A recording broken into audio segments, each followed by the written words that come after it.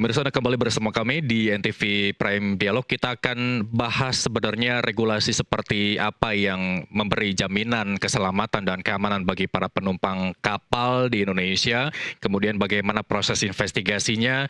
Saya mau ke Pak Anggia terlebih dahulu. Setidaknya ada dua kecelakaan kapal yang menyita perhatian publik. Tapi kami juga punya data di Kalimantan Utara, baru saja terjadi kecelakaan kapal yang melibatkan nakoda dan ABK-nya yang membawa sembako. Nakodanya berhasil selamat, sementara ABK-nya hingga saat ini masih dicari. Sejauh ini KNKT apa sudah menemukan hasil awal meskipun tidak secara sempurna karena membutuhkan waktu yang cukup lama? Apa yang bisa disampaikan terkait investigasi KNKT, Pak Anggiat? Baik, terima kasih. Jadi dalam dua kecelakaan ini untuk kasus Tunu Pratama Jaya, kami masih dalam tahap pengumpulan data karena masih ada beberapa data yang akan kami kumpulkan. Termasuk juga nanti dari pihak manajemen kapal akan kami undang ke kantor untuk kami melakukan wawancara untuk menggali beberapa informasi, termasuk nanti sejarah-sejarah dari perawatan kapal pada saat dock, apa saja yang dilakukan oleh perusahaan. Itu pasti tercatat dalam galangan kapal si pemilik? Seharusnya kalau ada dock itu biasanya ada namanya docking repair list, jadi apa saja hal-hal yang dikerjakan oleh galangan itu mereka akan membuat semacam laporan dari galangan sebagai pertanggungjawaban kontrak mereka pada saat kapal naik di atas dock. Jadi nanti kami juga akan mencoba meminta laporan docking terakhir kapal tersebut. Kemudian juga dari Biro Klasifikasi juga pada minggu yang lalu kami juga sudah melakukan wawancara. Kemudian juga dalam minggu ini kemungkinan besok atau lusa juga kita dari tim sudah ada yang akan berangkat ke Surabaya. Kita sudah mendapatkan data-data berat muatan kendaraan yang masuk pada saat itu untuk melakukan simulasi stabilitas kapal pada saat bagaimana kapal itu tenggelam, kemiringan berapa dan kondisi apa. Jadi nanti akan kami simulasikan di laboratorium dari ITS. Nanti semua itu nanti akan kami kombinasikan semua, kemudian kami akan melakukan analisis menyeluruh, baik dari segi regulasinya, terus tindakan-tindakan awak kapal pada saat kejadian itu apa saja, kekurangannya di mana dan apa saja. Pasti kami nanti dalam laporan final kami akan kami beberkan semua, jadi tidak ada yang akan kami sembunyikan. Jadi semua fakta-fakta itu akan kami beberkan dan hasil analisa kami juga akan kami jelaskan, dan laporan kami tentu saja akan kami publis di website KNKT dan seluruh masyarakat dapat melihat laporan tersebut. Baik, pencarian korban yang dinyatakan masih hilang terkait tragedi KMP Tunu Pratama Jaya ini hingga hari ini resmi diberhentikan, Pak Anggiat. Padahal info awal adalah penyebab dari tenggelamnya adanya kebocoran dari kapal. Bagaimana bisa kemudian KNKT melakukan investigasi secara mendalam sementara bangkai kapal masih berada di dasar laut? Baik, dalam hal ini ada beberapa metode yang kami lakukan, termasuk kemarin kami juga melakukan wawancara dengan beberapa saksi mata, baik penumpang, kru kapal, yang saat itu juga menyatakan ada melihat pintu ke kamar mesin terbuka, kemudian ada air masuk. Tentu saja nanti keterangan ini juga akan kami pakai dalam analisa. Seberapa besar air yang masuk itu hingga dapat menyebabkan kapal tenggelam. Tentu saja itu menjadi satu hal yang kami perhatikan. Kemudian informasi yang kami terima juga tentang adanya kebocoran di kamar mesin juga akan menjadi perhatian kami. Untuk bangkai kapal ini seharusnya ini merupakan kewajiban dari pemilik kapal sesuai dengan peraturan menteri bahwa kewajiban dari pemilik kapal untuk mengangkat kerangka kapal tersebut. Tapi untuk memudahkan proses investigasi yang dilakukan KNKT, apakah KNKT memaksa atau memberikan rekomendasi bahwa bangkai kapal itu harus diangkat oleh pihak perusahaan? Seharusnya tanpa kami rekomendasikan pun karena itu merupakan amanat dari peraturannya harus diangkat, merupakan kewajiban dari pemilik kapal untuk mengangkat kerangka kapal tersebut. Dan jika itu memang benar dilakukan oleh pemilik kapal, dan tentu saja kami KNKT masih punya kepentingan untuk melihat secara langsung juga untuk memastikan atau cross check keterangan yang tersebut yang menyatakan bahwa ada kebocoran di kamar mesin, seperti itu, Pak. Baik, saya tanya dulu Pak Giat ya. Saya mau ke Kapten Hekeng. Melihat dari dua tragedi ini, apa yang kemudian disoroti dari Anda, mulai dari kecelakaan KMP Tunu Pratama Jaya dan terakhir KMP Barcelona 5? Ya, terima kasih Mas Irsal. Dalam pengamatan saya ya, dua kejadian ini adalah dua kejadian berurutan yang kalau kita cermati bersama justru menjadi pembelajaran bagi kita. Betapa yang satu merupakan, maksud saya KMP Tunu merupakan kapal yang bukan merupakan kapal feri, tapi didesain sedemikian rupa dan dipaksakan untuk membawa penumpang sehingga dikatakan kapal feri. Yang satu lagi KMP Barcelona adalah benar-benar kapal feri. Nah dari situ kita bisa melihat betapa perbedaannya mencolok sekali. Ketika KMP Tunu terjadi kecelakaan dikarenakan berat bobot dari air yang bertambah dan juga pergerakan dari truk-truk yang ada di atas kapal tersebut, itu menyebabkan kapal bisa tenggelam begitu cepatnya. Dalam waktu kurang lebih 3 menit sudah tenggelam. Dan kita perhatikan untuk Barcelona sampai sekarang kapalnya tidak tenggelam. Itu membuktikan bahwa memang kalau desainnya memang dikhususkan untuk membawa penumpang sebagaimana yang kita lihat saat ini. Tapi kalau saya juga melihatnya, mengamatinya bahwa kejadian saat KMP Tunu ini cuacanya buruk. Sedikit banyak 3-4 before scale kalau saya perhatikan ya, atau 2,5 meteran. Saya nggak bisa membayangkan nih Mas Irsal ya, kalau misalnya kejadian itu terjadi di Barcelona ini, berapa jumlah fatality yang akan kita dapatkan informasinya jika ombak begitu tinggi dan penumpang banyak yang tidak menggunakan life jacket sebagaimana yang kita perhatikan. Tapi dalam amatan saya juga terkait dengan Barcelona ini ada beberapa catatan yang saya lihat mungkin juga nanti bisa menjadi perhatian dari KNKT ya. Yang pertama kalau saya amati life jacket dari para survival ini, itu mereka menggunakan life jacket yang merupakan tipe 3. Dalam arti itu tidak standar? Tidak standar sama sekali. Kapal ini kan 1000 GT ya. Itu berarti dia harus standar SOLAS, Safety of the Life at Sea. Itu ada aturan khususnya. Bahwa dia harusnya menggunakan life jacket itu tipe 1. Yang mana artinya adalah kalau misalnya orang tersebut pun dalam keadaan tidak sadar, posisi penumpang ataupun penggunanya itu akan selalu menghadap ke atas. Secara otomatis itu yang tipe 1. Sedangkan yang penumpang ini gunakan itu tipe 3, yang mana kalau mereka nggak sadar itu mereka akan telungkup dan akan mempercepat fatality-nya. Itu yang pertama. Yang kedua, kita sama sekali nggak melihat adanya life raft maupun life jacket life boat digunakan di Barcelona. Sebagaimana tadi Mas Irsal sudah menanyakan ya ke salah satu survival tadi. Dalam amatan saya juga, Kapten Anggiat ya, saya melihat tuh dalam walaupun masih siluet dan nggak terlalu jelas, itu life raft-nya kelihatannya ada lasing double tuh Pak. Lasing double. Dan ada kemungkinan, ini saya masih menduga ya, mereka melakukan lasing double itu karena mengkhawatirkan adanya pencurian terhadap life raft tersebut. Ada nilai ekonomi tinggi di situ? Life raft-nya mahal sih Mas. Nah, tapi harusnya ketika kapal tersebut berlayar, lasingannya ini sudah dicopot. Sehingga ketika sudah dicopot tentunya akan mempermudah ketika menggunakannya.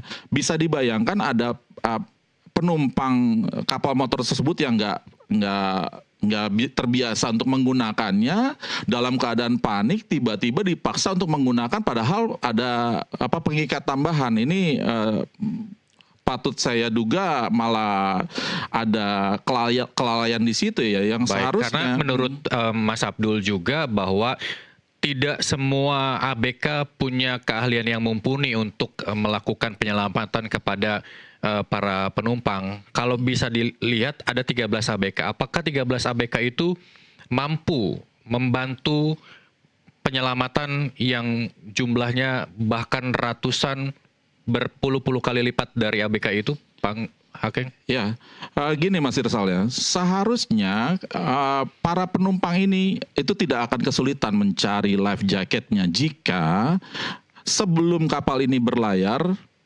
kru kapal sudah menunjukkan lokasi mana mereka bisa mendapatkan life jacket. Itu yang disayangkan. Iya. Yang kedua, jika jumlah penumpang itu sesuai manifest atau sesuai dengan maksimum capacity yang kapal itu diperbolehkan untuk mengangkut. Di mana dalam catatan kita bersama kita mengetahui maksimumnya adalah 280 penumpang. Sedangkan catatan kita yang diselamatkan itu lebih dari 570, bahkan lebih dari 2 kali lipat. Baik, seharusnya juga menurut aturan dari Solas itu, life raft itu berjumlah setengah di sisi kanan, setengah di sisi kiri. Dalam arti bahwa life raft itu harus menampung 250 orang penumpang sebelah kanan dan 250 orang sebelah kiri. Iya. Itu artinya tidak juga. Tidak bisa menampung semuanya. Kita bisa bayangkan kalau misalnya ini cuaca buruk dan mereka masih bisa gunakan life jacket dan life raft itu, berarti akan ada muncul sekitar 30 sampai 50 orang yang sama sekali nggak bisa terakomodir. Ya. Baik, kalau Anda tadi juga mengkritisi keahlian dari ABK dalam segala hal begitu ya, pertanyaannya ke publik adalah kenapa ABK kapal tidak bisa seprofesional pramugari atau pramugara dalam transportasi udara? Iya, by design memang beda sih. Paling tidak masyarakat atau penumpang yang naik kapal diinstruksikan bagaimana cara proses penyelamatan ketika kondisi darurat dan lain sebagainya, penunjukan alat-alat keselamatan yang bisa digunakan, begitu. Iya, Mas Irsal, kecelakaan-kecelakaan sejenis yang sudah begitu banyak terjadi terutama di bulan Juli ini harusnya menjadi catatan kita bersama ya. Harusnya acara live dari NTV ini juga menjadi semacam pemecut bagi para pihak, operator terutama dan regulator untuk bisa mengingatkan profesionalitas seperti yang ditunjukkan di dunia penerbangan itu harusnya juga bisa ditunjukkan di dunia pelayaran kita, karena bagaimanapun Indonesia akan menggunakan ini secara terus-menerus. Indonesia ini negara maritim, kita punya sekitar 6.000 pulau yang berpenghuni yang tentunya lalu lintas utamanya adalah lalu lintas melalui laut. Tentunya ketika pertanyaan kita kenapa nggak seprofesional di atas penerbangan ataupun pesawat, itu karena belum terbiasa. Kita biasakan saja. Mulai sekarang kita tentukan bahwa untuk kapal feri ataupun ASDP dan juga kapal pelni itu sama prosedurnya. Bahwa kalau misalnya penumpang naik, mereka harus dilakukan edukasi. Siapa yang mengedukasi? Harusnya petugasnya ada dan petugas tersebut diberikan tanggung jawab untuk itu. Atau jika memang ternyata terlalu sedikit jumlahnya sehingga seluruh penumpang belum bisa, kita punya monitor-monitor ataupun gadget-gadget yang bisa dimaksimalkan peranannya. Tapi apapun itu perbaikan memang urgent untuk dilakukan. Baik Pak Hakeng, dari apa yang Anda sebutkan itu ya, berarti ada kurangnya pengawasan dari si regulator terkait hal itu ketika tidak semua instruksi keamanan keselamatan penumpang tidak disampaikan dengan baik begitu ya. Kita akan bahas soal regulator nanti. Saya mau kembali ke Pak Anggiat. Pak Anggiat, kita tidak usah bicara soal KMP Tunu Pratama Jaya dan juga KMP Barcelona yang saat ini mungkin KKT masih melakukan proses investigasi dan janjinya akan diumumkan ke publik begitu ya, tanpa ditutupi. Tapi paling tidak dari investigasi kecelakaan laut yang selama ini ditangani oleh KNKT, apa permasalahan utamanya penyebab dari sejumlah kecelakaan? Ya, baik Mas Irsal. Ya, jadi memang untuk tiap kecelakaan itu memang ada walaupun mungkin kejadiannya sama, bisa jadi memang ada yang berbeda-beda penyebabnya. Tetapi memang dalam beberapa kasus kami untuk kapal-kapal penumpang yang berada di wilayah timur sana seperti KM Barcelona, kebetulan pada tahun 2022 juga ada kejadian yang sama, yaitu kapal dari Kendari menuju ke Sanana juga terjadi kebakaran juga. Dan memang pada saat itu menjadi temuan kami adalah memang kecakapan kru juga dalam hal ini. Memang terutama dalam kasus kebakaran itu harusnya jika bisa dideteksi secara dini, kemungkinan besar untuk memadamkan api itu akan kemungkinannya lebih besar. Baik, ada satu syarat untuk ABK mengambil sertifikasi firefighter, benar? Betul. Apakah itu harus sebenarnya juga diperiksa apakah ABK sudah memegang sertifikat itu atau tidak? Seharusnya dia ketika naik di atas kapal kan ABK kapal ini akan disijil di kantor Syah Bandar Oke. setempat tempat dia naik itu. Jadi tentu saja sertifikat-sertifikat itu akan diperiksa. Tetapi kan sertifikat itu mungkin dia peroleh dengan mengikuti training-training di sekolah-sekolah pelayaran.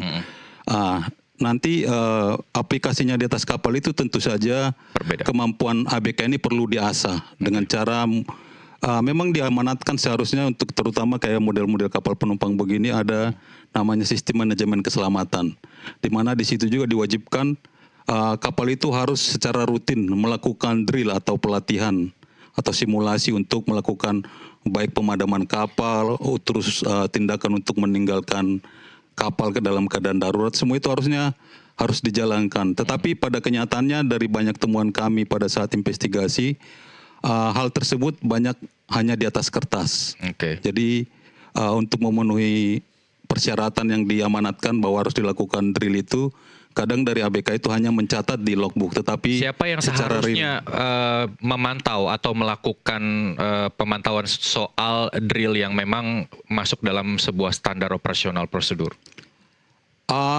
Secara internal juga dari pihak owner atau perusahaan kapal juga manajemen.